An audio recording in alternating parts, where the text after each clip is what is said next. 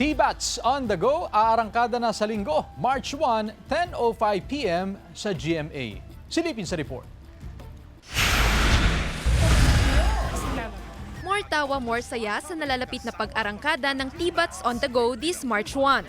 May bagong pasabog ang The Bubay and Tekla Show! Kami mismo ang pupunta sa inyo! Ang host ng show at kapuso comedians na sina Bubay at Tekla, sila mismo ang magdadala ng saya sa ating mga katibats. Sakay sila mismo ng kanilang coaster van, lilibutin nila ang iba't ibang lugar. Every week, may guest celebrity silang makikisaya on the go. Dagdag pa sa excitement ang on-the-spot comedy.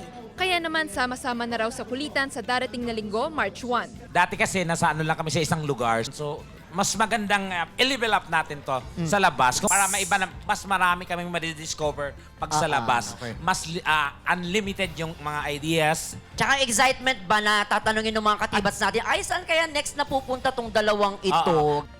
Sama-samang lalabanan ng pitong sangre si Gargan played by Tom Rodriguez. Ang kanilang unang paghaharap, mas pinaigting dahil sa hindi inaasahang kapangyarihang taglay ni Gargan. Tutukan yan mamaya sa Encantadia Chronicles Sangre 8:05 p.m. sa GMA Prime. Namanipula man ang balita pero hindi magbabago ang katotohanan. Aalamin ni Andrew played by David Licauco kung sino ang nagpakalat ng maling balita tungkol kay Major Delgado. Abangan yan mamaya sa Never Say Die 8:55 p.m. sa GMA Prime. Joel Fernandez, One North Central Luzon.